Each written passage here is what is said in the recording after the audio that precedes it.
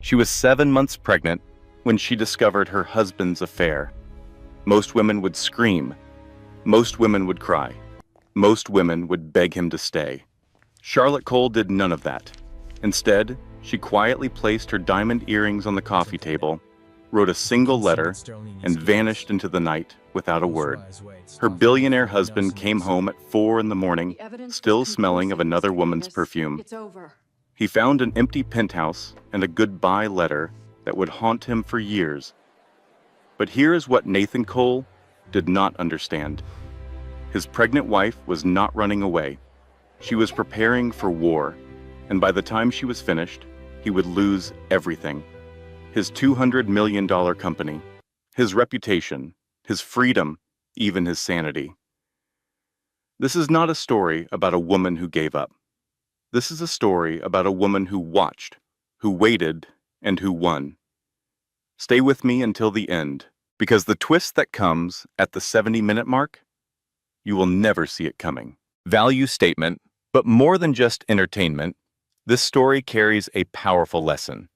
It is proof that silence is not weakness, that patience is not surrender, and that the woman who documents everything, plans everything, and refuses to react emotionally is the woman who wins everything. If you have ever felt trapped, powerless, or invisible in your own life, this story is for you. Nathan Cole never imagined that silence could be so deafening. The elevator doors slid open to the 42nd floor of his Park Avenue penthouse at 4:47 a.m. Through the massive windows, Manhattan sparkled, vibrant and unceasing, but Nathan was oblivious. His tie was undone, hanging loosely from his collar. His jacket still held the warmth of someone else's body. From a different room, a part of himself he liked to pretend only came out after the sun went down. He walked inside and stopped dead in his tracks. The apartment was completely dark, not just dim, but pitch black. Charlotte always made sure to leave a lamp on for him when he was out late. Always. It was her silent way of showing she wasn't worried, a small, loving gesture he had ceased to notice months ago. But tonight, there was nothing. Only the soft glow from the city lights seeping through the glass. Nathan hit the light switch. The living room instantly appeared, looking perfect and untouched, like an ad for a luxury property. The usual throw blanket was missing from the leather couch. Her pregnancy book was not sitting open on the marble coffee table. The half-full glass of water she always kept by the window, where she loved to watch the city come to life, was gone. Even the atmosphere felt strange, hollow, stripped of the lavender fragrance she always wore. That is when he noticed it. A tiny velvet box, set with precision right in the middle of the coffee table. Nathan felt his breath catch. He recognized that box. He had purchased it 7 years prior on an impulsive afternoon, back when he thought love could be measured by material things, back when he still felt the need to prove himself at all. With trembling hands, he put his phone down and opened the lid. A pair of diamond earrings lay inside. They were not gaudy or huge, just elegant. The type Charlotte only put on for significant occasions. Their wedding day, the day of her first ultrasound, the charity event where she stood by his side as investors praised him and told him he was a man worth knowing. A folded piece of paper was tucked underneath the earrings. His name was written on it. The handwriting was neat and unwavering. No ink smudges, no sign of a wavering hand. For a second, Nathan hesitated to open it. He tried to convince himself it was all just a big misunderstanding. Charlotte was just being emotional. Pregnancy could do that to a woman. She had probably just gone to her mother's house for a night or two. He could smooth this over. He was good at fixing things, but the state of the apartment painted a very different picture. Her coat was no longer in the entryway. The framed sonogram picture that was always on the console table had vanished. Her books, her laptop, and her mother's old recipe box from the kitchen shelf were all gone. Nathan unfolded the letter. The words on the page did not yell. They did not point fingers. They did not plead. They were delivered with a calm finality, which was somehow much worse. By the time you are reading this, I am already gone. It is not because I was too weak to stay, and it is not because I gave up trying. It is because I finally accepted the truth that you have been showing me for months. Nathan's eyes began to dart across the page, desperately looking for an excuse or a flaw in her logic. I once thought love was about being patient. I believed that if I just waited quietly, supported you endlessly, and made myself smaller, you would finally start to see me again. But love is not supposed to feel like being lonely next to someone else. He let out a quiet, bitter laugh. Smaller. He had provided her with an incredible life. This apartment, a certain lifestyle, the kind of security most women only dream of. Was all of that meaningless? I am aware of the nights you claimed were business meetings. I know about the hotel rooms that carried the scent of another woman's perfume. The reason I never confronted you was that I needed to be certain about one thing first. I had to know if I was still willing to sacrifice my own identity just to hold on to you. Nathan felt a tightness building in his chest. He had thought she was oblivious. Or worse, he believed that even if she knew, she wouldn't have the courage to actually leave. I am 7 months pregnant. Every single choice I make from now on has another heartbeat attached to it. I cannot bring a child into a home where silence is more painful than shouting, a home where faithfulness is viewed as an inconvenience. He shot up from his seat and began to pace the room. The city outside continued on, completely indifferent. The distant sound of car horns floated up from 42 stories below. A siren wailed somewhere and then faded away. The world kept turning, unconcerned that his was falling apart. This is not about getting even. I am not leaving to make you suffer. I am leaving because if I stayed, I would be teaching our child the wrong kind of lesson. That love demands humiliation. That being committed means enduring without any self-respect. Nathan's mouth went completely dry. The letter was not filled with drama. That was the issue. It left him with nothing to argue against. There was no emotional outburst to write off. There were no conditions to try and negotiate. You will likely convince yourself that I have overreacted, that my pregnancy has made me irrational, that I will be back as soon as I have had time to cool off. But I will not be back. His phone vibrated on the table. It was a text from Vivian, cheerful and thoughtless, checking if he had gotten home okay. It was followed by a picture, 2 champagne glasses, silk bedsheets. Her smile was cropped in a way that felt private. Nathan looked from the screen back to the words in his hand. I am taking with me only the things that are truly mine, my dignity, my child, and the future I will not have to beg for. Please do not try to find me. If you ever felt any love for me at all, let this be your final gift to me. The letter was signed simply, Charlotte. There were no hearts, no final plea, no offer to talk things over. Nathan sank onto the couch, feeling the cold leather against his skin. For the very first time that evening, a strange sensation crept over him. It was fear. Because in that flawless, silent penthouse, Nathan Cole finally understood the reality he had been avoiding for months. This was not a bluff. This was not some kind of test. His pregnant wife had not walked out to hurt him. She had walked out because she had nothing left to give. And buried deep beneath his layers of ego and denial, an even more disturbing thought began to form. It was a thought he could not get rid of, no matter how he tried. What if she had known this was coming long before he did? What if her departure was not a spur-of-the-moment decision? What if his pregnant wife had been planning this for months, while he was too preoccupied with destroying their lives to even see it? Nathan read the letter once more, and then a third time. The penthouse had never seemed so vast, or so profoundly empty. And for the first time in his adult life, Nathan Cole had no idea what he was going to do next. 18 months prior, Charlotte Hayes was not searching for a partner. She was on the hunt for new business. The charity gala at the Museum of Natural History was the perfect venue for her small interior design company.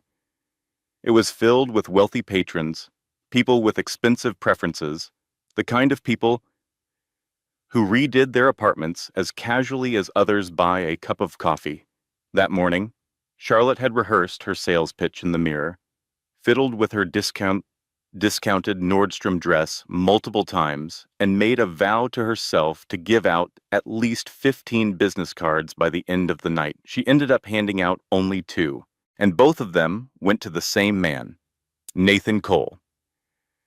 He had spotted her standing by herself near the dinosaur display, where she was pretending to be fascinated by the Tyrannosaurus Rex skeleton, but was actually just avoiding a woman who kept asking if she designed baby nurseries.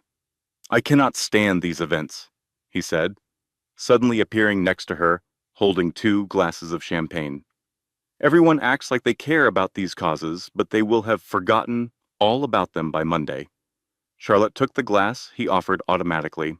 "So, why did you come?" she asked. He gave her a smile.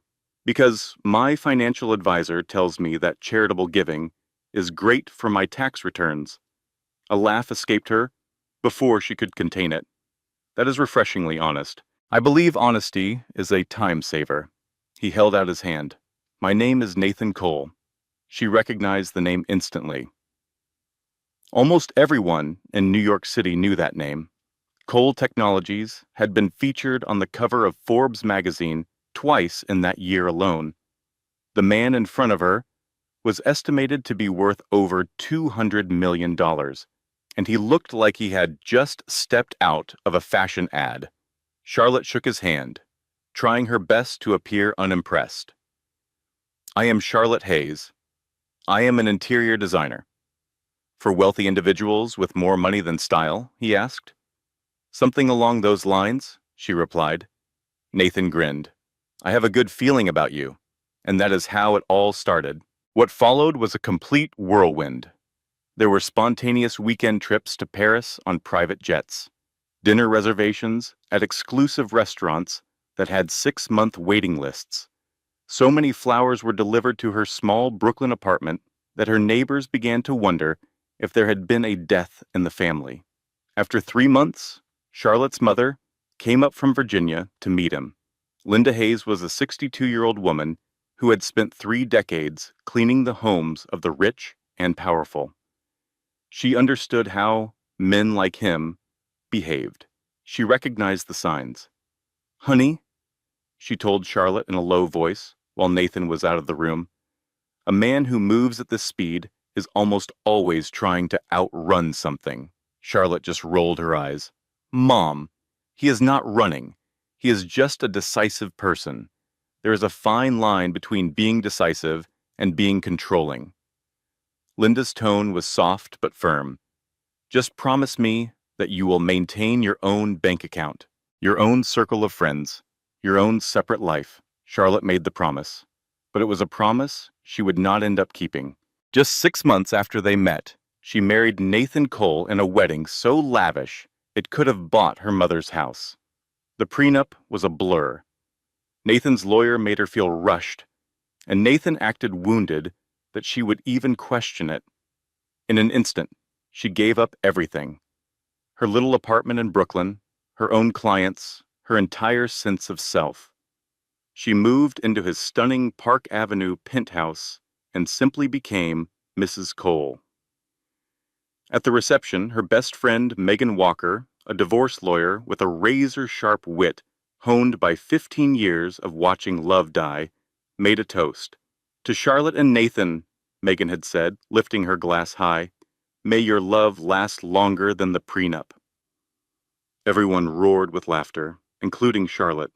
She had no idea that Megan had already read every single one of its 47 pages, and she didn't remember the quiet warning Megan whispered to her as the night ended.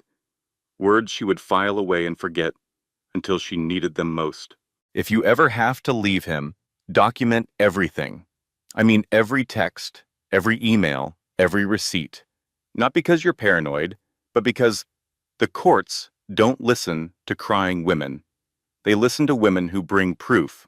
Charlotte had just smiled, hugged her friend, and promised she would be safe. Then she stepped into her new life, and piece by piece started to vanish. The positive pregnancy test appeared on a Tuesday morning in March. For 20 minutes, Charlotte just sat on the cold bathroom floor, staring at the two pink lines, unable to tell if she felt joy or pure terror. It was a tangled mix of both, but she decided it was mostly joy. She'd been married for a year, and while things weren't perfect, they were okay. Nathan was always working, checking his phone through dinner, taking calls in the middle of movies, and usually falling asleep before she could finish telling him about her day. But she told herself this was normal. This was the price of success. Every article she read about powerful men spoke of the sacrifices their families had to make. Charlotte convinced herself that she could be one of those women who made sacrifices.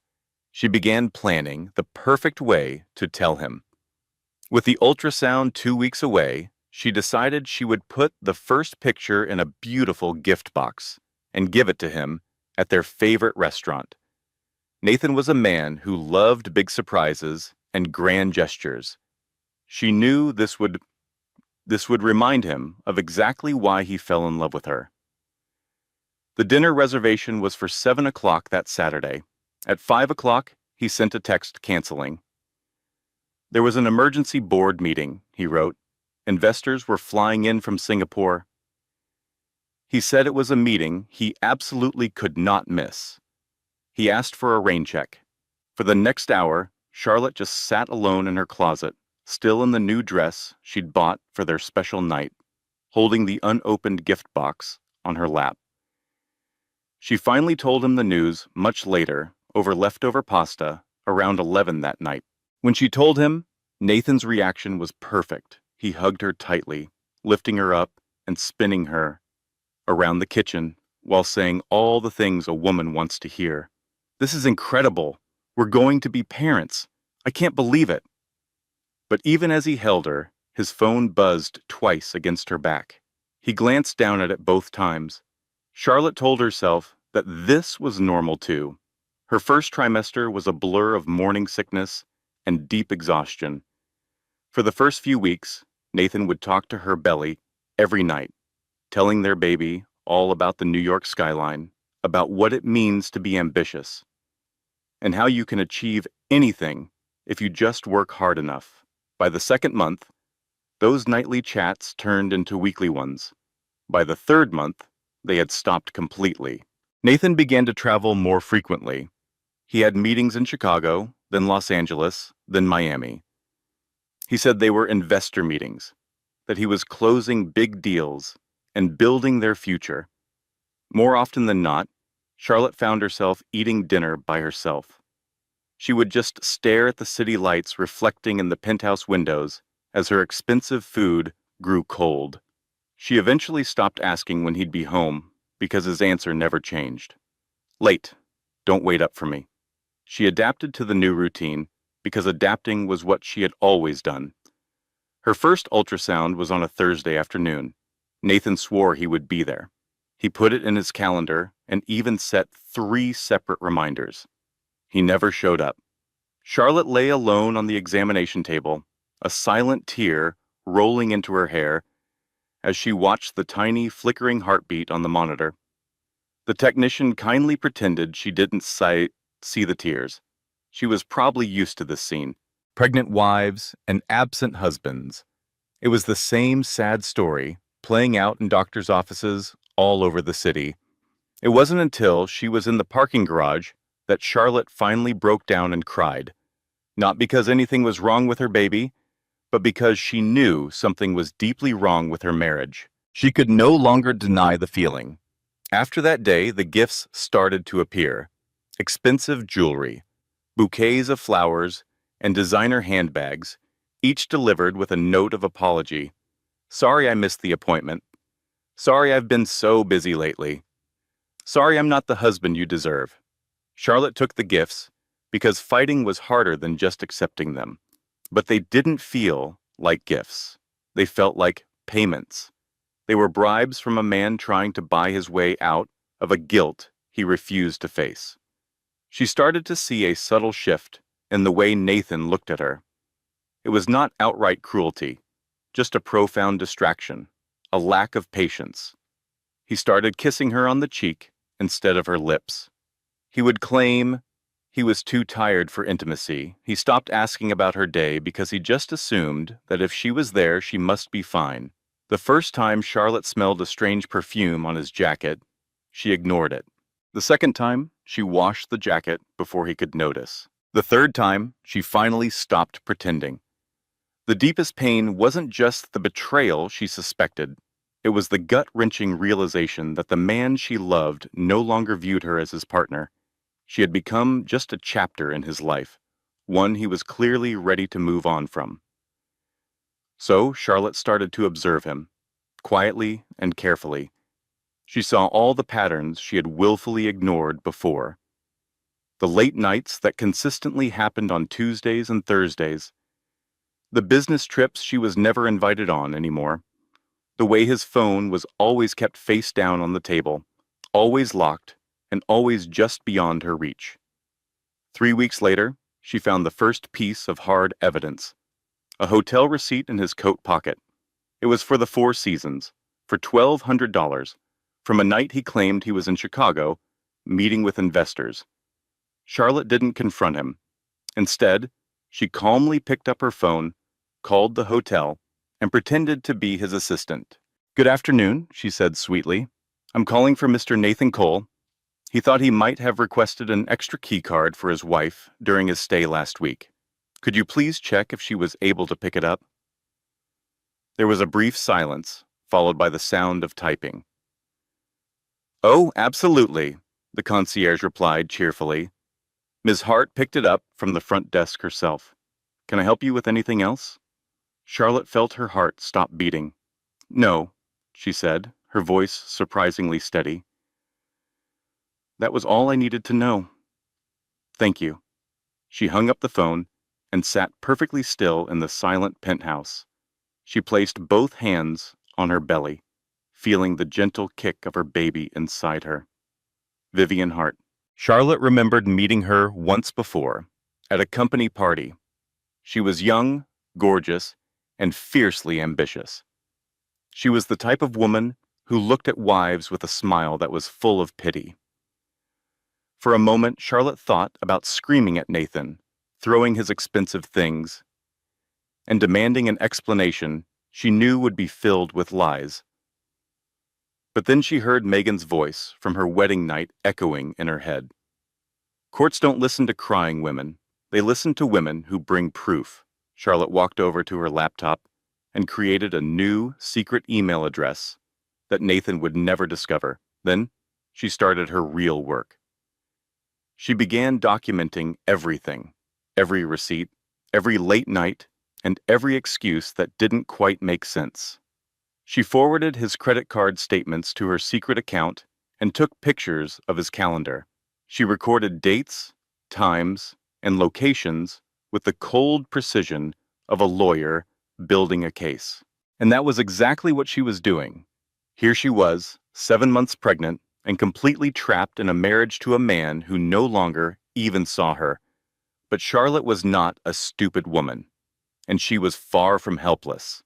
She just needed a little more time, time to collect her evidence, time to create a solid plan, time to figure out how a woman leaves a man worth $200 million without losing her child and everything she had ever worked for. That night, as Nathan snored beside her, his phone buzzed with secret messages he thought she couldn't see. Charlotte put a hand over her stomach and made a silent vow to her unborn child. "I will get us out of this, both of us. I just have to be smart about it." She closed her eyes and began to plot her escape. At 2 in the morning, she sat at the kitchen table, surrounded by the silence of the massive penthouse, her hand perfectly steady as she wrote. There were no tears, no drama. She just wrote the truth, distilled into the simple words he needed to hear. She wrote about feeling lonely. She wrote about always waiting. She wrote about the slow, painful realization that love is not supposed to feel like a test of your endurance. She never once wrote Vivian's name. She didn't have to. The evidence she had collected would say everything for her. When she was done, Charlotte read the letter over one last time, folded it neatly, and slipped it into an envelope with Nathan's name written on the front. Then she started to pack. She took very little with her, just one suitcase, her laptop, and her medical records.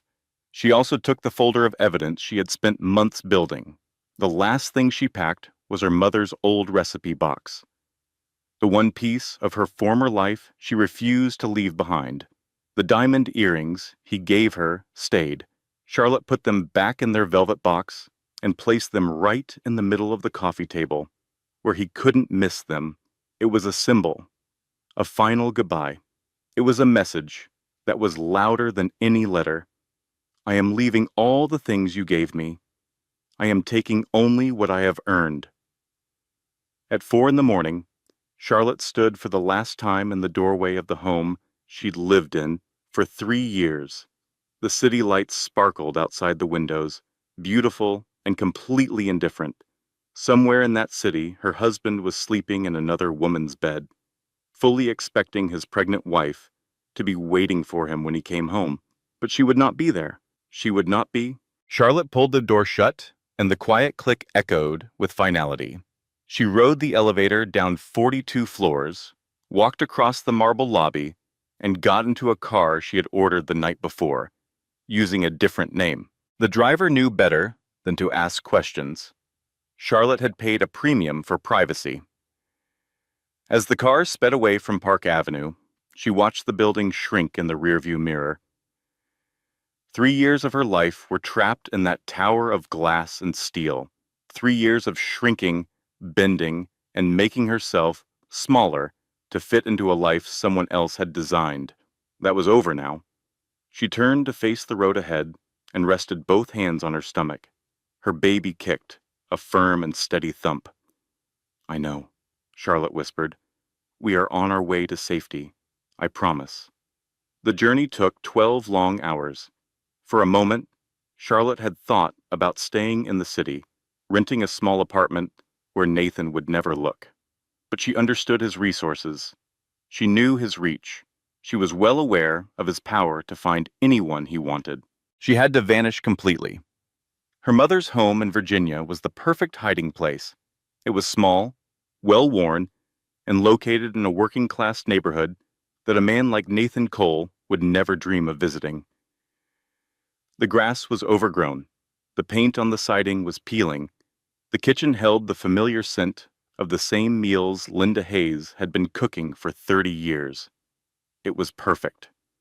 Charlotte pulled up at 4 p.m, feeling sick and exhausted from the drive. Her mother was already on the porch, arms crossed over her chest, her expression unreadable. Linda Hayes had only received a short text message that morning. It said, "Coming home. Need help. Do not tell anyone." She had not needed to ask any questions. The moment Charlotte got out of the car, she fell apart and burst into tears.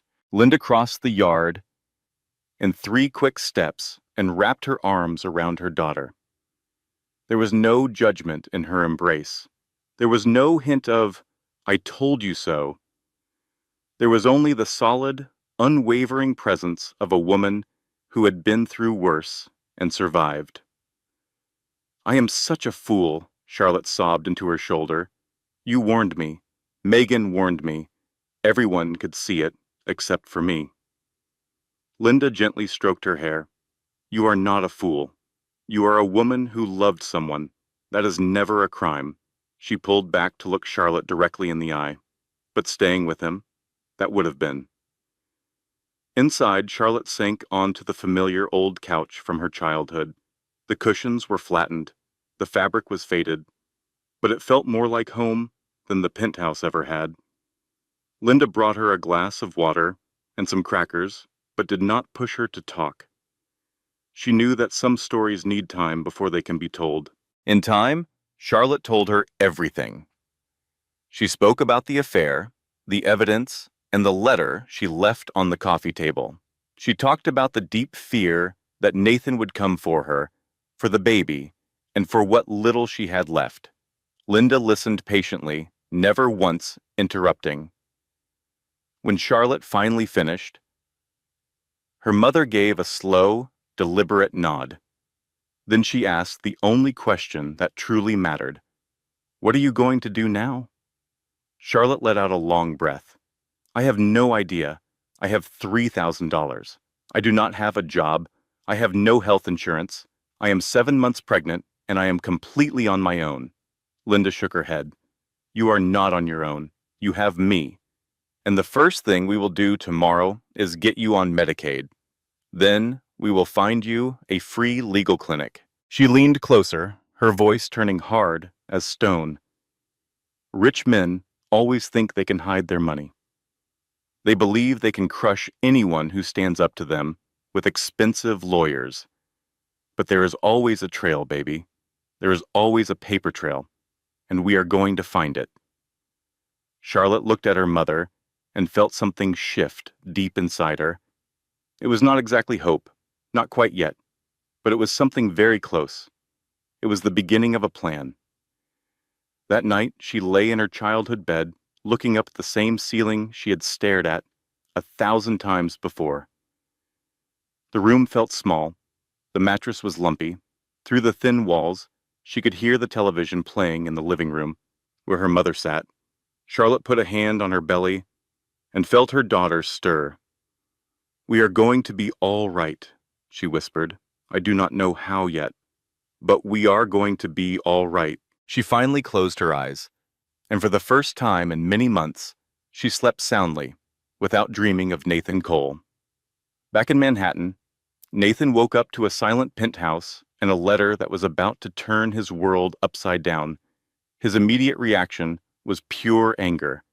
How could she do this, after everything I gave her? He called Charlotte 47 times.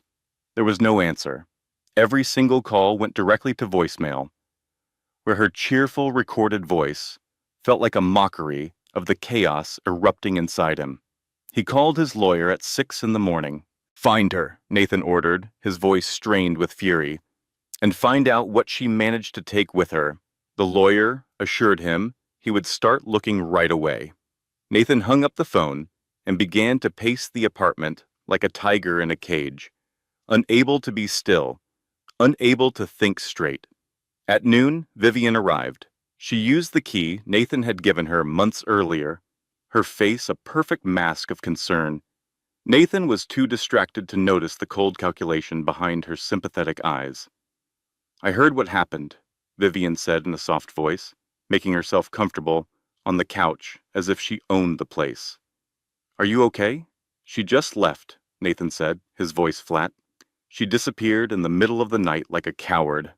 Vivian nodded with fake sympathy. She was always so unstable. "Pregnancy hormones can make women do crazy things. Honestly, Nathan, you dodged a bullet." Nathan desperately wanted to believe her. He wanted to believe that Charlotte was the problem. He needed her leaving to be a sign of her weakness, not his own failure. "Focus on the company," Vivian went on, placing a hand lightly on his arm. "I will help you get through this." Nathan looked at her and felt a small wave of gratitude. At least somebody understood him. He did not see the tiny, triumphant smile that flickered at the corners of Vivian's mouth. He had no idea that his pregnant wife's sudden departure was the exact opportunity she had been waiting for. Later that afternoon, Nathan's housekeeper, Rosa, arrived for her scheduled cleaning. She was a 58-year-old Dominican woman who had worked for Nathan for 10 years, long enough to have watched 3 other girlfriends come and go before Charlotte moved in. Rosa had truly loved Charlotte. "Mr. Cole," Rosa said, carefully, as she set down her cleaning caddy, Is Mrs. Charlotte coming back home? Nathan's jaw clenched. That is none of your business. Rosa simply nodded, keeping her expression neutral. She did not take anything. You know, I checked. All of her jewelry is still in the safe. The designer purses are all in the closet. The paintings you bought for her are still on the wall. She left every single thing. Nathan just stared at her. So? So, Rosa said, her voice even and steady, a woman who takes nothing is not leaving because she wants your money. She is leaving because she wants something you can never buy. Nathan opened his mouth to argue, but Rosa had already turned her back, pulling out the vacuum cleaner with the quiet confidence of someone who had said exactly what needed to be said. Nathan stood all alone in his empty penthouse, the letter still sitting on the table and the diamond earrings glittering in the afternoon sun. For the first time since Charlotte had gone, a seed of doubt began to sprout in his mind. What if Rosa was right? What if his pregnant wife had not left because she was weak? What if she had left because she was far stronger than he had ever imagined? 2 weeks after Charlotte ran away, the papers were delivered. She was sitting at her mother's kitchen table with her laptop open, researching Medicaid requirements. When the doorbell rang, Linda went to the door and came back with an envelope so thick it looked like a small book. You have been served, Linda said in a quiet voice, placing the documents on the table in front of her daughter. Charlotte's hands were shaking as she tore open the envelope. A flood of legal documents spilled onto the table, full of dense legal terms and accusations and demands that made her stomach clench. Nathan was claiming that she had abandoned their marriage. He was freezing all of their joint bank accounts. He was demanding she return all marital property, which included the diamond earrings she had purposefully left behind. And then came the most vicious blow of all. He was accusing her of parental alienation for leaving while she was pregnant. Charlotte had to read the final paragraph 3 times as her vision started to blur. The petitioner seeks emergency custody of the unborn child and requests the court to mandate the respondent undergo a psychiatric evaluation to determine fitness for parental responsibility. He is trying to take my baby, Charlotte whispered in horror. Linda sat down next to her, her face grim. He is trying to scare you into going back to him. There is a difference. But at that moment, Charlotte could not see the difference. All she could see was the massive pile of legal papers, the army of expensive lawyers Nathan could afford, and the terrifying thought that she had made a horrible mistake by leaving him. With trembling fingers, she picked up her phone and called the only person she knew she could trust. Megan answered after 2 rings. In one frantic, breathless rush, Charlotte told her everything. The papers, the accusations, the threat of losing custody, the psychiatric evaluation. Megan listened to the entire story without saying a word. When Charlotte finally finished, her friend's voice was calm and strong. This is a tactic, not a checkmate, Megan said. He is throwing every accusation at you, hoping one of them will stick. Rich men do this constantly. They want to make you feel panicked. They want you to be desperate. They want you to come crawling back so they can control you again. Charlotte wiped the tears from her eyes. What should I do? Nothing right now, Megan instructed. Do not answer his calls. Do not call him. Do not post a single thing on social media. I am flying out there this weekend. We are going to fight him. She paused for a moment, and when she spoke again, her voice was much softer. Charlotte, there is something else you need to know. I did not say anything before because I could not prove it, but I have represented 3 other women who were in a relationship with Nathan Cole. Charlotte's heart felt like it stopped beating. What? Before you? Megan continued carefully. There were 3 others. They were girlfriends, not wives. He got them pregnant, then he paid them off. He made them sign non-disclosure agreements. You are not his first victim, Charlotte. You are just the first one he married. The entire kitchen felt like it was spinning around Charlotte. Her hands clamped down on the edge of the table as she tried to brace herself against this new reality. Megan said he has a predictable way of doing things, and those habits can be brought into the light. Charlotte's eyes scanned the legal papers spread out before her. She saw the false claims, the veiled threats, and the calculated effort to make her look mentally unstable. In an instant, her perspective shifted. Nathan was not trying to fix their marriage. He was desperately trying to protect his own image. He was running the exact same play he had used on 3 other women. But this time, Charlotte thought with cold resolve, he picked a fight with the wrong person. Megan showed up in Virginia 3 days later, wheeling a small suitcase behind her with the calm purpose of someone who deals with emergencies for a living. She gave Charlotte a quick, firm hug before immediately covering the kitchen table with files. "Okay, here's the situation," Megan said, her tone all business. "Nathan's claims are meant to scare you, not to actually hold up in court. To prove parental alienation, he needs to show you interfered with his relationship with the baby. You can't interfere with a relationship that hasn't even started yet." She pointed to another paper. "This request for a psychiatric evaluation is just a bullying tactic. Any good judge will see right through it.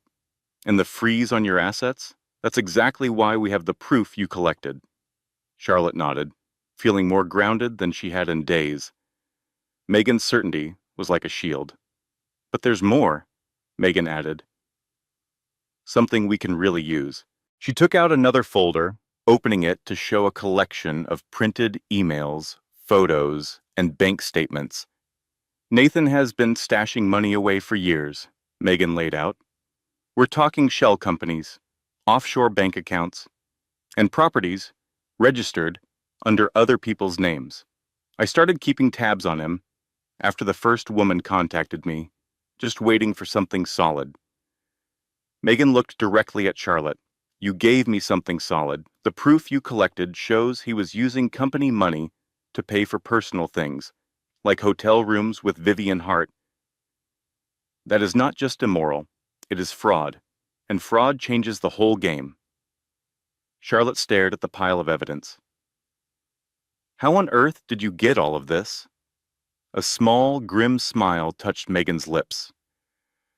"Wealthy men always think they are the smartest people in the room. They believe that because they have expensive lawyers, they are untouchable.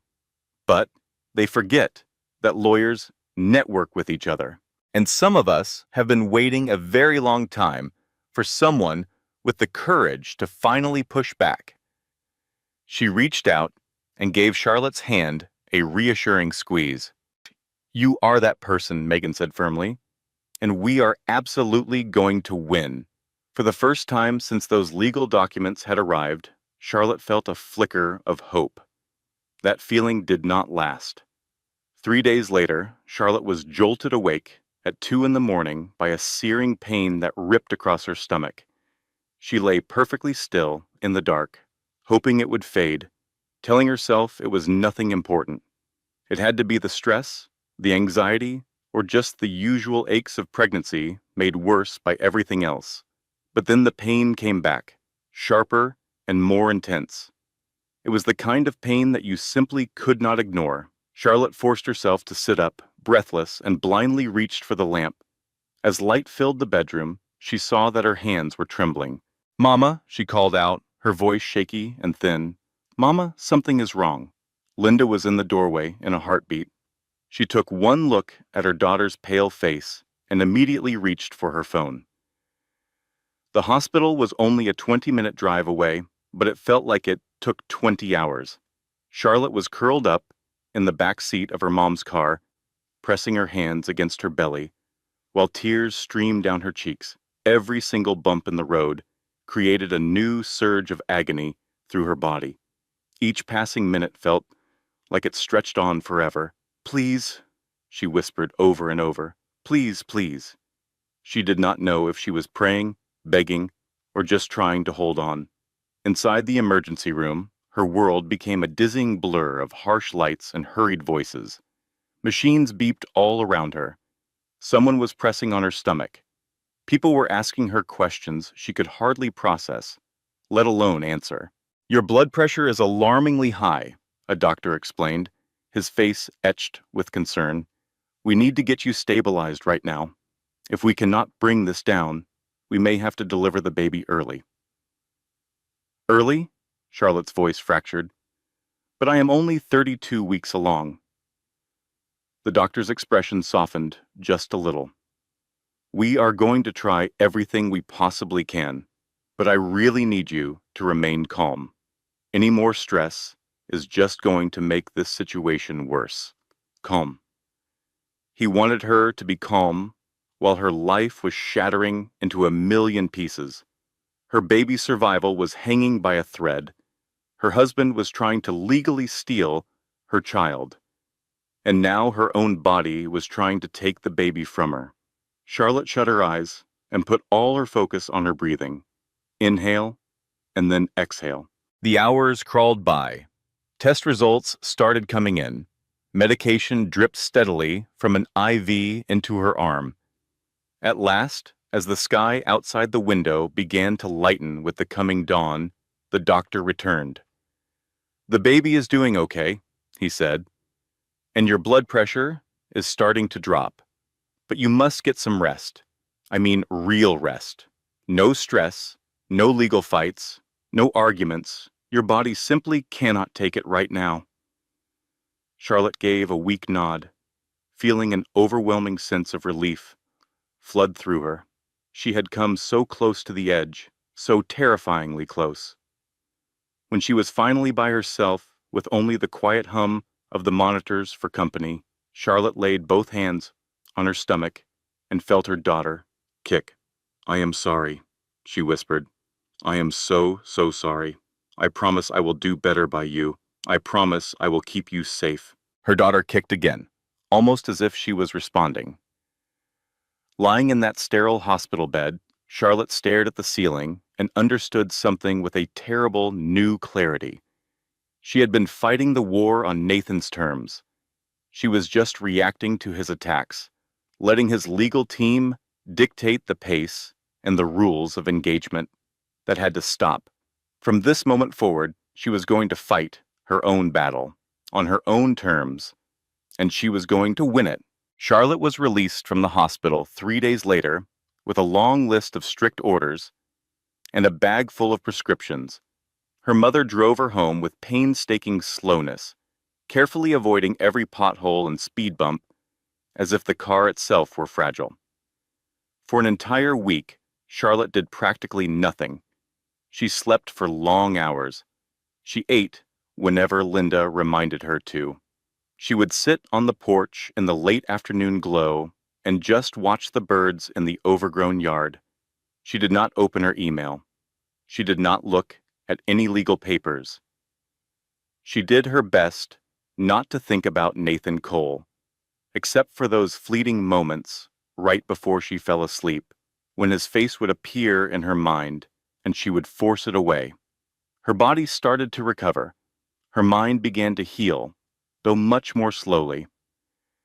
And when she finally gathered enough strength to open her laptop, she saw a message from Megan that would change the direction of everything. "I found someone who can help us," Megan had written. Her name is Helen Russo. She's a retired family court judge. She spent 28 years on the bench. Now she offers tertiary services for free to women in your exact position. She wants to meet with you. Charlotte gazed at the words on the screen for a long time. Then she typed back a simple response. "Set it up." Helen Russo was 68 years old, with a full head of silver hair and an aura that was both impressive and scary. She pulled up to Linda's house in a practical sedan, wearing a blazer that clearly cost more than all the furniture in the room. Her handshake was solid. Her sharp eyes seemed to notice every little detail. "Charlotte Hayes," Helen said, taking a seat at the kitchen table like she owned the place. "I have reviewed your case file. The amount of documentation you have is remarkable. Most women do not begin to gather proof until it is far too late." "Megan told me to do it," Charlotte admitted, "before I had any idea that I would ever need it." Helen nodded with clear approval. "You have a very smart friend." She paused for a moment. "I have encountered men like Nathan Cole at least 100 times. They believe their money makes them invincible.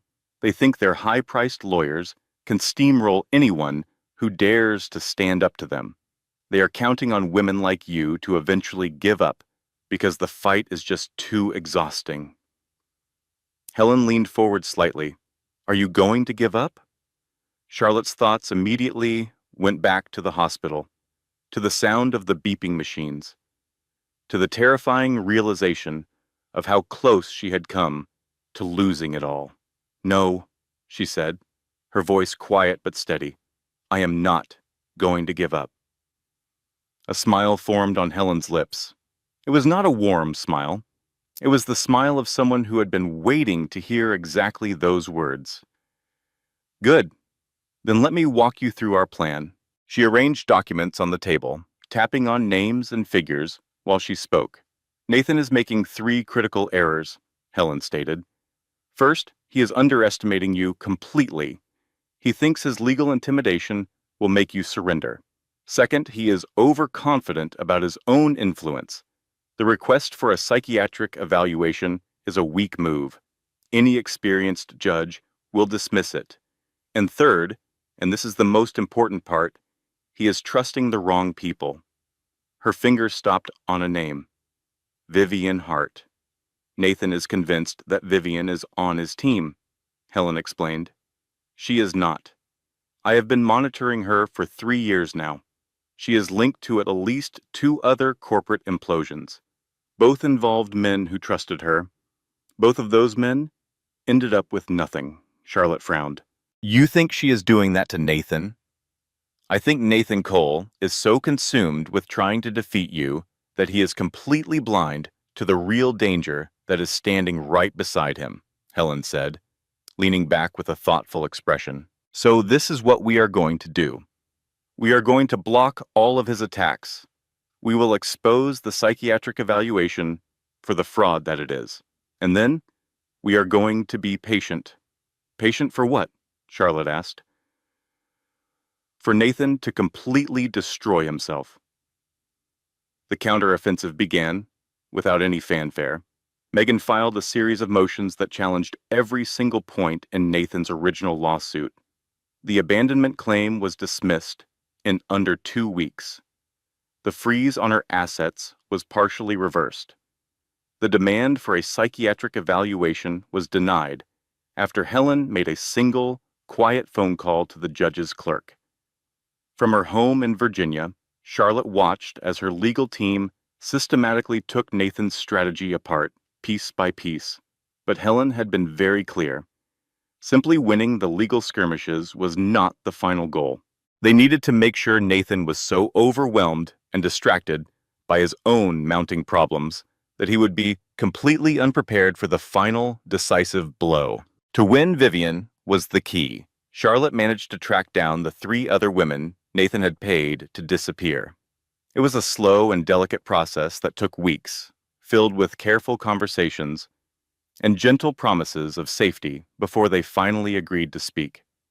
When they opened up, the story that unfolded was far worse than Charlotte could have ever guessed. Nathan had a clear and cruel method. He targeted women with ambition. He swept them off their feet. He got them pregnant. Then, once they became an inconvenience, he erased them from his life. He used ironclad non-disclosure, agreements and financial settlements that seemed large but demanded their silence forever. He threatened to ruin anyone who dared to break the deal. 3 different women, 3 separate pregnancies, 3 payouts to make them go away. Charlotte was meant to be the exception.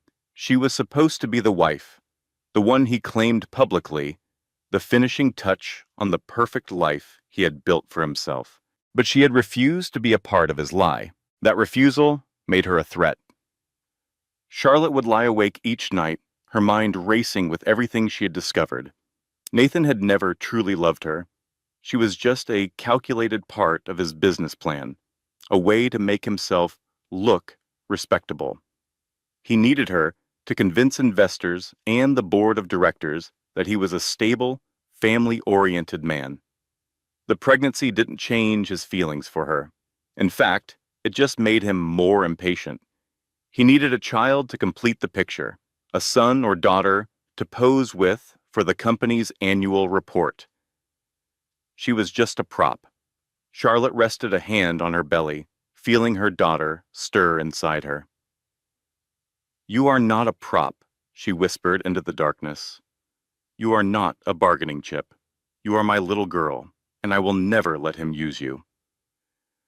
The baby responded with a strong, determined kick. For the first time in a long while, Charlotte smiled. She had spent so many months feeling like a helpless victim, completely powerless, while Nathan controlled everything. But she finally saw the situation for what it was. Nathan wasn't the powerful one. He was the one who was desperate. He was just a man terrified of his perfect world falling apart, and he was taking it out on the person he thought was the weakest. But Charlotte was not weak anymore. She was the one who held all the proof of his lies, and she was about to use it. Baby Emma was born on a Thursday morning in the beginning of October. Charlotte had prepared herself for a difficult labor. After all the stress her body had endured, from the hospital scare to the constant fear, she expected there to be problems. But Emma arrived quickly and safely. She weighed 7 pounds and 4 ounces, had healthy lungs and perfect little fingers. Her first cry echoed through the delivery room, and it brought tears of pure, overwhelming joy to Charlotte's eyes. A nurse gently laid the baby on Charlotte's chest, a warm, solid, and incredibly small miracle. "Hi," Charlotte whispered, her voice trembling. "I have waited for so long to finally meet you." Emma blinked up at her with blurry newborn eyes, and Charlotte felt a wall around her heart finally crumble. It was a feeling she had locked away for months, maybe even for years. This was all that mattered. Not Nathan, not the legal battles, not the money or the fancy apartment, or any of the other things she once thought were important. Only this tiny, perfect human, this new life that she had protected through so much betrayal, fear, and doubt. This was her entire world. Linda showed up an hour later, carrying a stuffed elephant and crying almost as hard as Charlotte had. "She is perfect," Linda said, her fingers trembling as she stroked Emma's soft cheek. "Absolutely perfect." Charlotte just nodded, too overwhelmed with emotion to speak. Later that evening, after the room had quieted down and Emma was sleeping soundly in the hospital bassinet, Charlotte finally looked at her phone. There were 16 missed calls from Nathan's lawyers. There were 0 calls from Nathan himself. She stared at the phone's screen for a long time. Then, she placed it face down and turned her attention back to her daughter. "You deserve so much better than him," Charlotte said softly, "and I promise I will make sure you get it." The custody hearing was set for 3 weeks after Emma's birth. Charlotte walked into the courthouse with her lawyer, Helen Russo, on one side and her friend Megan on the other. Emma was safe at home with Linda. Charlotte had pumped enough milk to last for a week and had given her daughter's forehead about 400 kisses before she left. Now, she was standing in a cold, marble hallway outside the family court. She wore a simple black dress, but she carried herself with the calm certainty of a woman who had already lost everything and had nothing more to fear. Nathan was already in the courtroom with his team of 4 lawyers in expensive suits. They were busy shuffling papers and trying to look important. Nathan sat at the far end of the table, his jaw clenched tightly, his eyes glued to the door. The moment Charlotte walked in, his eyes met hers. For a brief second, she saw a flicker of something in his expression. It might have been surprise, or maybe it was recognition. She knew she looked different. She was thinner, and her face was harder. She no longer looked like the wife who had run away. She looked like someone who had returned to finish a fight. Charlotte held his gaze for exactly 3 seconds before she calmly looked away and took her seat. The hearing began. Nathan's lawyers presented their case with a perfectly polished performance. They claimed Charlotte was mentally unstable. They said she had abandoned her husband without any reason. They accused her of denying a father access to his own child. They argued she was an unfit mother. Helen Russo listened to it all without showing any emotion. When it was her turn to speak, she rose slowly and addressed the judge with the confidence of a person who had won this battle 1,000 times before. "Your Honor," she started, "my client did not abandon her marriage. She escaped from a marriage filled with emotional abuse and constant cheating, all of which has been carefully documented." She passed a folder to the court clerk. Inside this folder, you will find proof of the petitioner's affair, including hotel bills, statements from witnesses, and bank records that show he used their shared money to pay for romantic trips with his mistress, Vivian Hart. Nathan's main lawyer jumped to his feet. "Objection. This has nothing to do with custody." Helen offered a cool smile. "I disagree. A father's character is always relevant. It is especially relevant when that character includes paying off 3 of his former girlfriends to sign confidentiality agreements after he got them pregnant." The entire courtroom fell completely silent. All the color drained from Nathan's face. Helen pressed on, her voice remaining calm as she delivered the devastating blow. "The petitioner has a clear history of getting women pregnant and then using his money to buy their silence. My client is simply the first woman with the courage to turn down his money and stand up to him. She did not abandon her child. She protected her child from a father whose only real interest in custody is to control his public image." She then turned to face the judge. "The psychiatric evaluation that the petitioner ordered was never actually performed by a licensed professional. We have proof that the report given to this court was written by a Dr. Marcus Bell, who is the brother of Vivian Hart. He was paid $50,000 to create a false document without ever meeting my client." Nathan's lawyer was on his feet again. "Your Honor, these are baseless and serious accusations." Helen reached into her folder and pulled out a printed bank statement. "This is the wire transfer from Vivian Hart to Dr. Marcus Bell. It is dated 1 week before the so-called evaluation was submitted. I believe that provides a very solid foundation." The judge examined the document for a very long time. Then she looked directly at Nathan. "Mr. Cole, is there anything you would like to say?" Nathan opened his mouth to speak, but no words came out. He closed it, then opened it again. For the first time in his entire life, he was completely speechless. The judge's decision was announced 2 hours later. Charlotte was given full legal and physical custody of Emma. Nathan was only allowed supervised visits and was ordered to undergo a psychological evaluation of his own. The restraining order that Charlotte had asked for was also approved. Finally, the fake psychiatric report was sent to the state medical board for a full investigation. Charlotte walked out of the courthouse and into the bright afternoon sun. Megan wrapped her in a huge hug. Helen shook her hand with a hint of warmth that Charlotte had never seen from her before. "This is not over yet," Helen cautioned. "Men like Nathan do not just give up." Charlotte nodded. "I know." But for the first time in what felt like forever, she could finally breathe again. She had won. She had actually, truly won. Her feeling of victory lasted for about 3 days.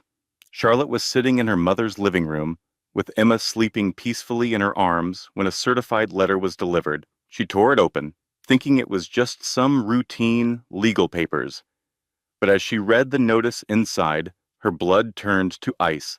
Nathan's company was declaring bankruptcy.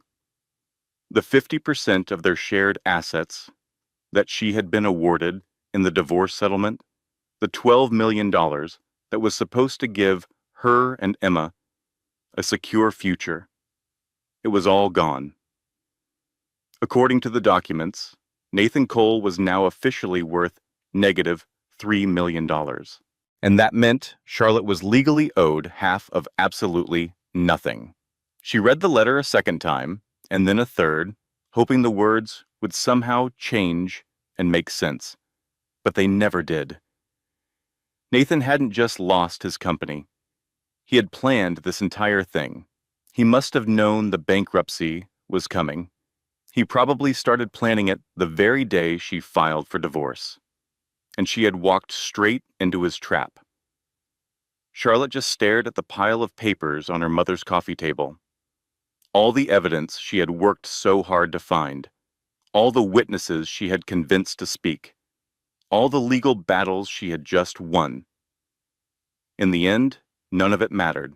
Nathan had still found a way to defeat her. And he did it without having to set foot in a courtroom again. Charlotte didn't get any sleep that night. She sat at her mother's kitchen table with all the legal papers spread out in front of her. Her mind raced with possibilities, none of them good. The bankruptcy filing was 47 pages of confusing financial terms, but its message was brutally simple. Nathan Cole had hidden his money. He had moved his assets around, created fake companies, and shifted his wealth to places where the court would never be able to touch it. The bankruptcy wasn't real. It was a performance. It was a show designed to make him appear broke, while he kept his millions hidden away. And Charlotte was the one left with nothing. She was left with nothing. No money for herself, no support for their child, no hope for the future. At 3 o'clock in the morning, she finally called Megan. "I know this is late," Charlotte began, before Megan could even say hello. "I just need you to tell me that I am not losing my mind." "You are not losing your mind," Megan answered, her voice heavy with sleep. "Tell me what happened." So Charlotte told her everything. The bankruptcy filing, the mysteriously vanished assets, the awful realization that Nathan had been planning this for a long, long time. Megan was silent for what felt like an eternity.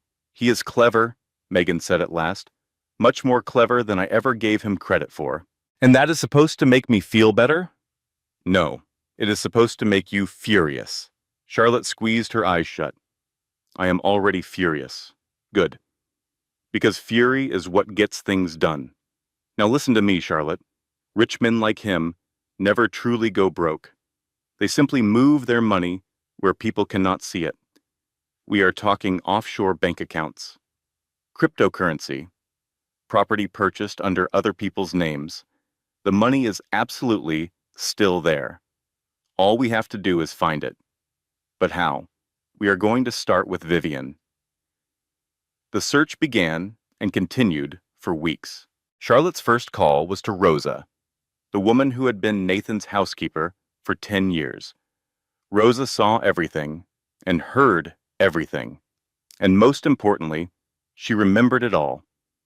"Mr. Nathan, he was on the phone all the time," Rosa explained during their first talk.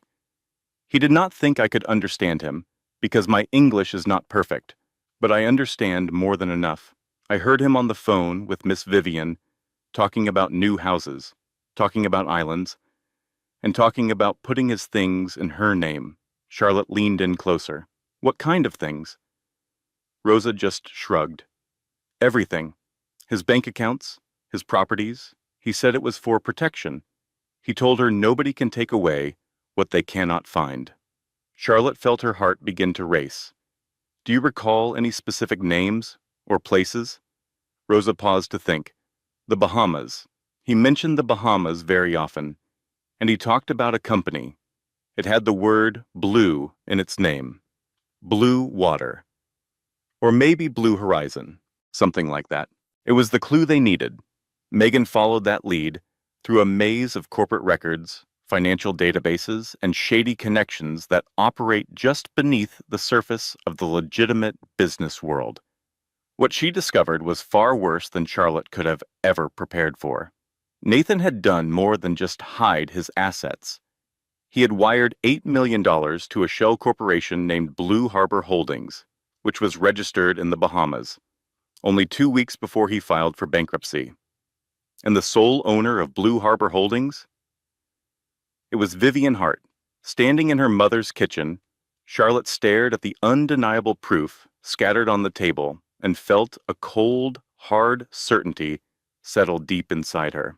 Nathan had not only been unfaithful to her, he had not only tried to take their daughter from her, he had carefully planned a massive financial crime intended to leave her destitute, while he enjoyed a life of luxury with the very woman who helped him ruin their marriage.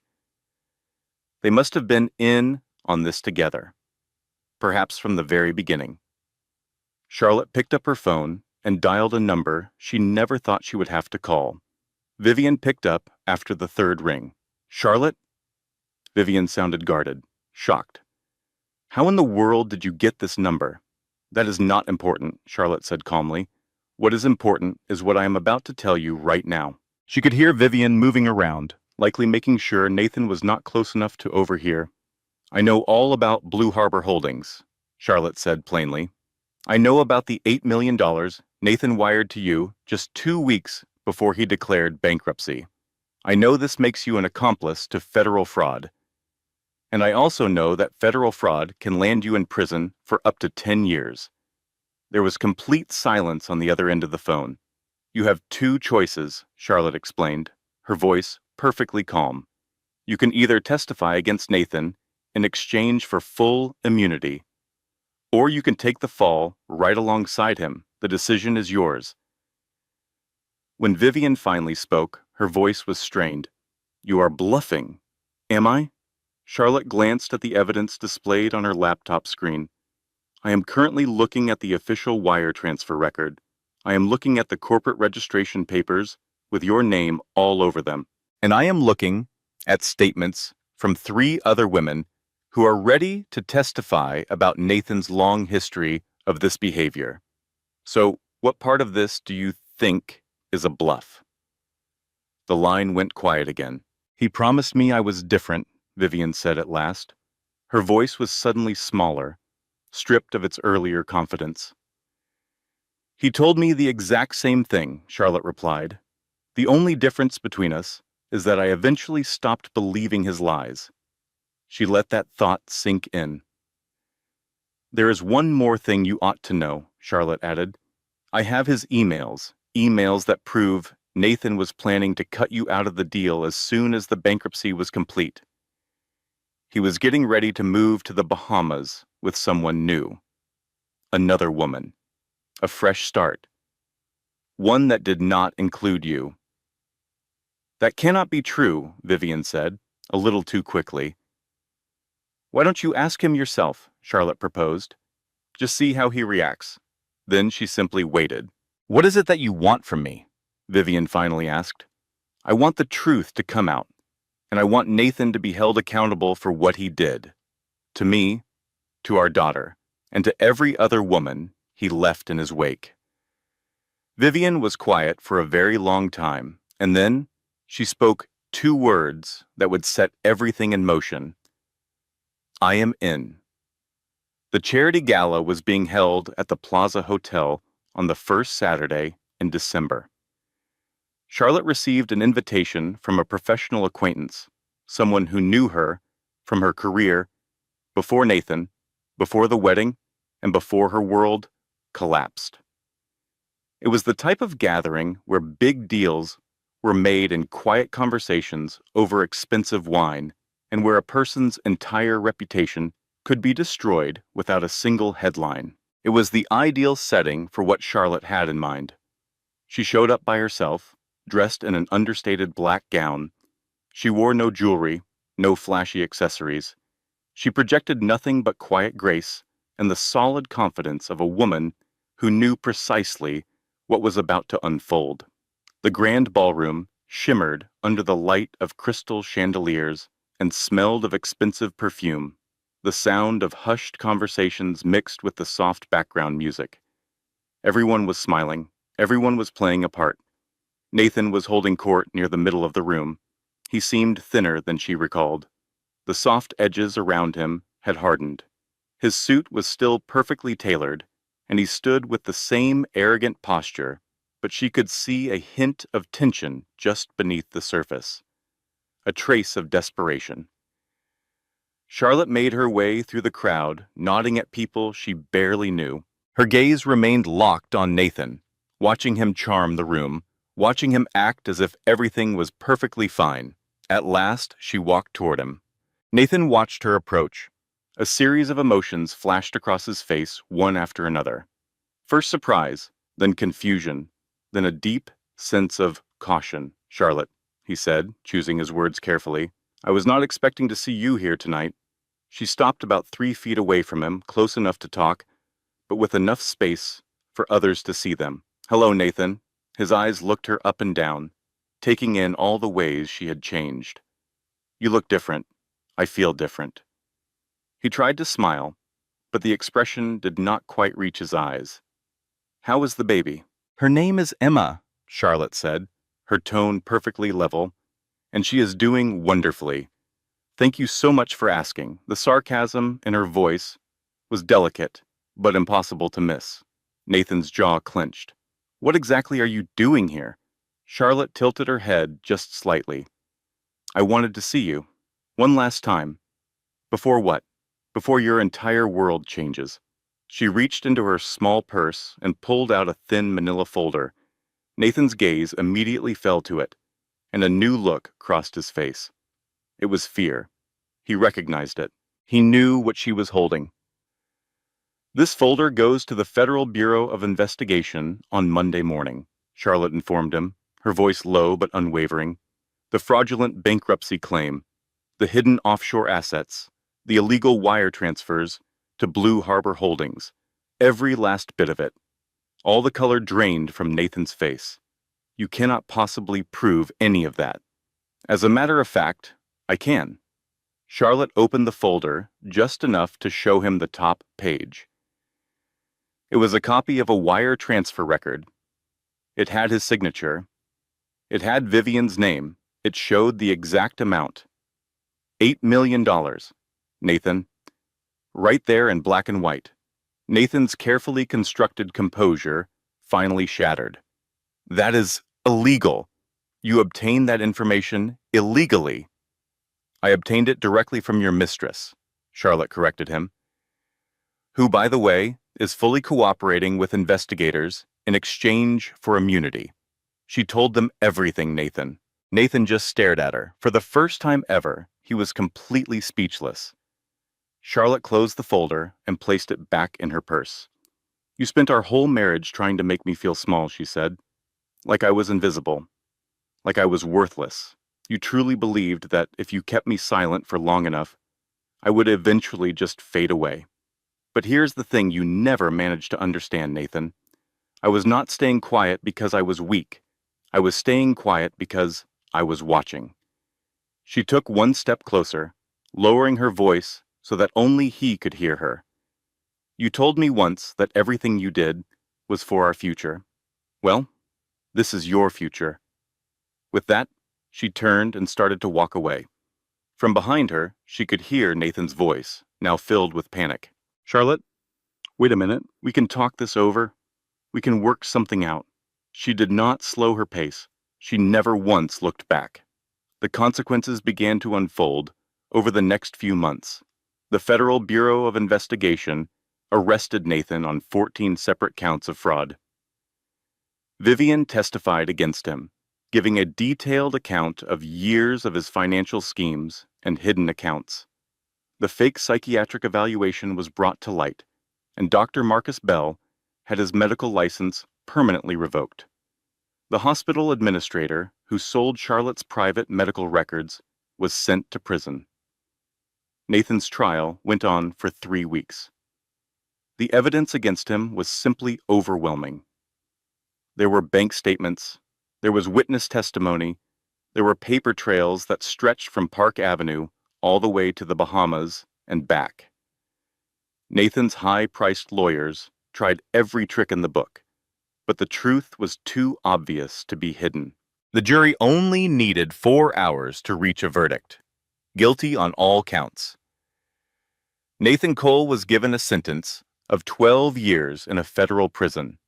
At the sentencing, Charlotte was given the opportunity to make a victim impact statement. She stood at the podium and looked directly at the man she had once promised to love, the man who had tried to utterly destroy her, and she felt an emotion she had not expected. She felt peace. "You asked me one time why I left you without putting up a fight," she said, her voice echoing clearly across the silent courtroom. "The truth is, I did not leave without a fight. I left so I could prepare for one, and now that fight is over." Charlotte took a steadying breath. "You are going to prison," she said, her voice clear. "I am going home to our daughter."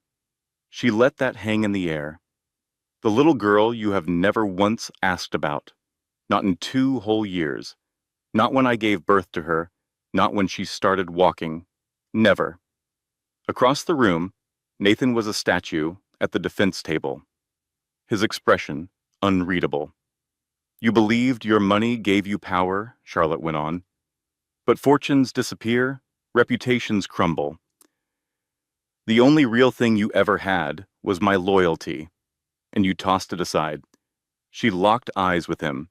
"That was the biggest mistake you ever made." Then, Charlotte turned her back on him and walked out of the courtroom, never once glancing behind her.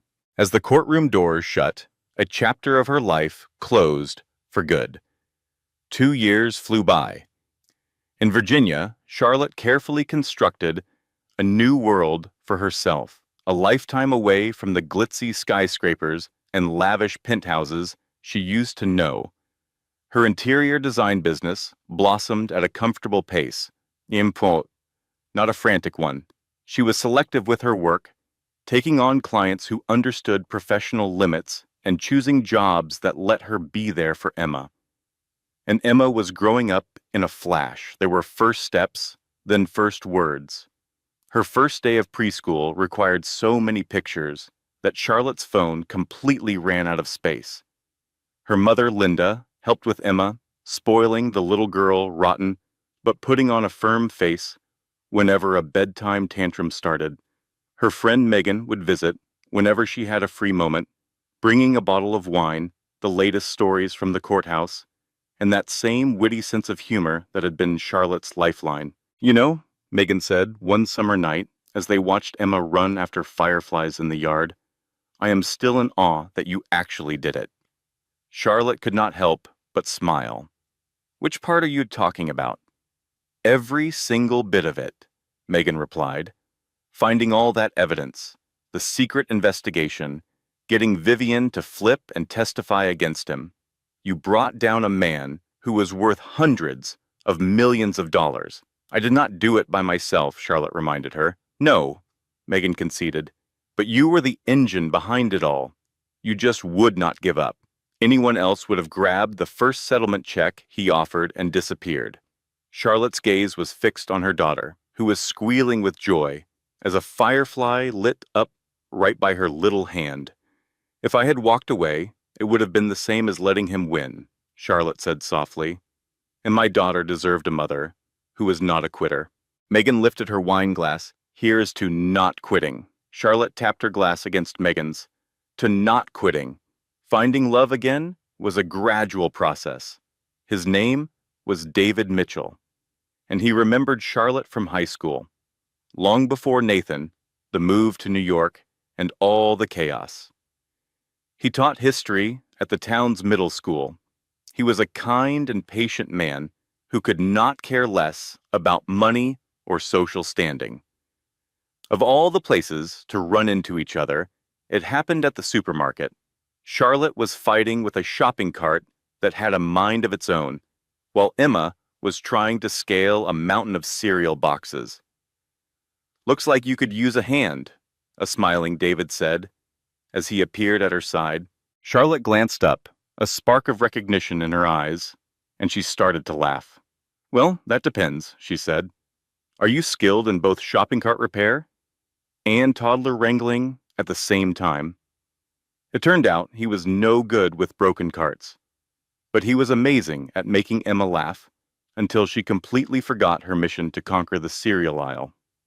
Their relationship started with a simple coffee date. That led to dinner. Soon, they were spending weekends together at the local park, making sandcastles and feeding the ducks. David never brought up Nathan, except for one time. "Do you ever want to talk about him?" he asked her one night, long after Emma was tucked in bed. Charlotte thought about it for a moment.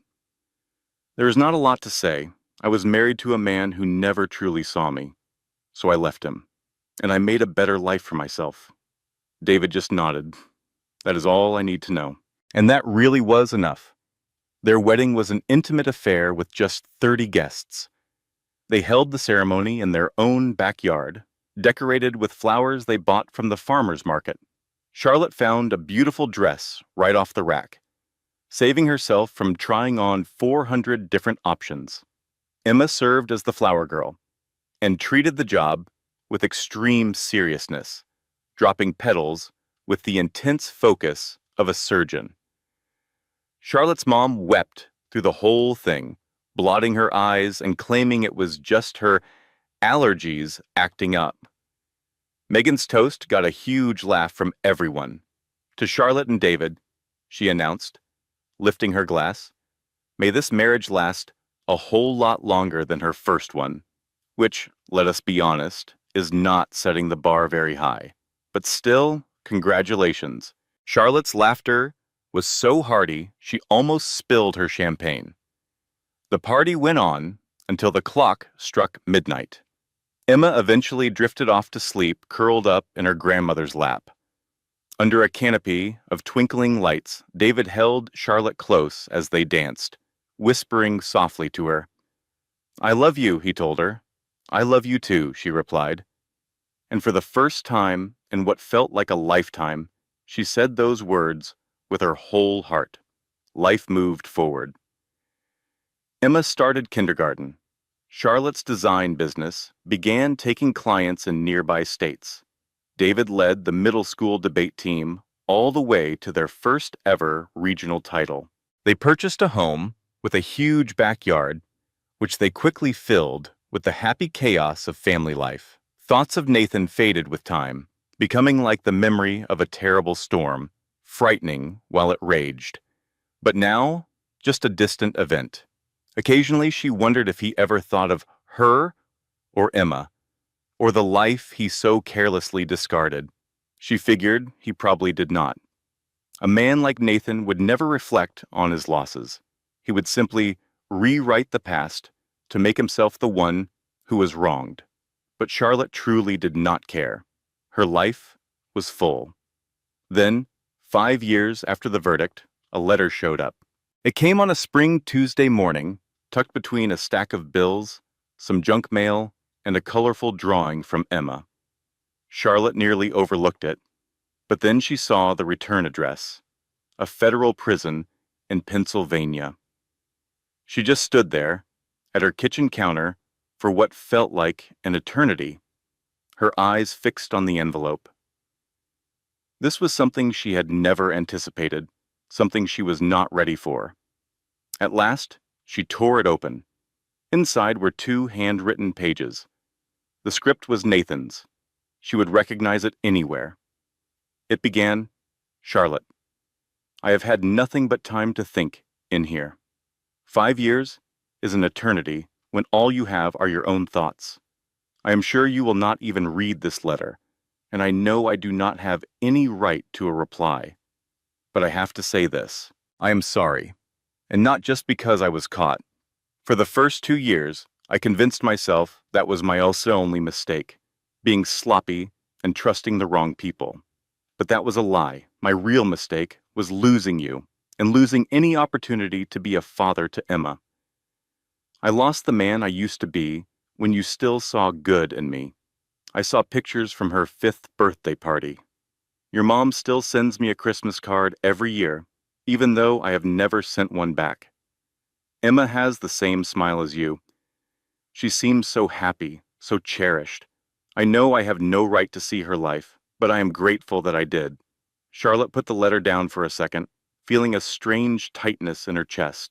She picked it up and continued reading. You were right about it all. About Vivian, the money, everything I turned into. I was so obsessed with winning that I completely lost sight of what was actually worth winning. I thought victory meant having more money, more influence, more command over everything. It was not until you left that I understood the only prize that ever mattered was the life we could have had. I am not asking you to forgive me. I am not looking for another chance. I am aware that is not possible. I just needed you to know that I finally get it. I see what I lost, what I threw away, and what I completely ruined. I hope you are happy. I sincerely mean that. Nathan. When Charlotte finished reading, she placed the letter back on the counter. Her gaze drifted to the backyard, where David was pushing a giggling Emma on the swing. For a brief moment, Charlotte allowed all the old emotions to surface. The anger, the sadness, and that complex feeling of pity mixed with satisfaction you get from seeing someone finally pay for their actions. Then she neatly folded the letter, tucked it inside a kitchen drawer, and shut it. She never replied. Later that night, with Emma fast asleep and David busy with his students' papers, Charlotte sat alone on the back porch, watching the night sky light up with stars. The letter remained in the drawer. She had not mentioned it to David. Perhaps she would later, or perhaps not. It did not seem to matter all that much. Charlotte's mind drifted back 5 years, to the woman she used to be.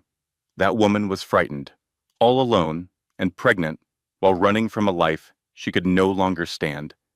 She remembered the nights spent crying until she was exhausted, and the days filled with crushing self-doubt. Then she thought about her life now.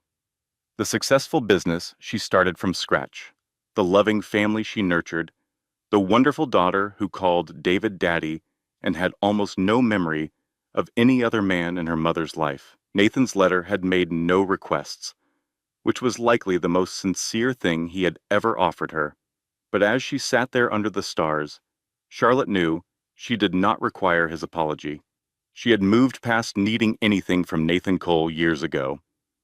True healing, she understood, does not come from the one who caused the pain. It comes from the beautiful life you construct in their absence. Charlotte's life was a wonderful kind of chaos. It was bustling with the energy of her 7-year-old and filled with the comforting presence of her husband. This was the exact life she never knew she had always wanted, and it belonged to her. The next day, Emma was looking for her crayons when she found the drawer slightly open. "Mommy, what is this?" she asked, holding up the envelope with curious eyes. Charlotte took it from her gently. "It is just an old letter, honey. Who is it from?" "It is from someone I knew a very long time ago." Emma processed this with a serious look, the one she always made when she was trying to understand something new. "Are they a friend of yours?" Charlotte smiled and pulled her little girl into a warm embrace. "No, sweetie, they are not." She slipped the letter back into its place and firmly closed the drawer. Then she took Emma's hand and they walked into the kitchen, where David was making pancakes and the morning light streamed in through the windows like a promise of a beautiful day. "Come on," Charlotte said. "Let us go eat some breakfast." Her past was finally in its place, and her future was standing right in front of her.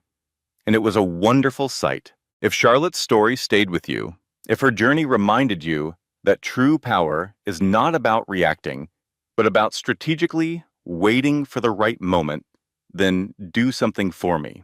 Press press that like button right now. It tells me to create more stories like this one. Drop a comment below. Tell me, what would you have done in Charlotte's situation? Would you have left silently like she did? Or would you have confronted him immediately? I read every single comment. And if you are not subscribed yet, hit that subscribe button and the notification bell.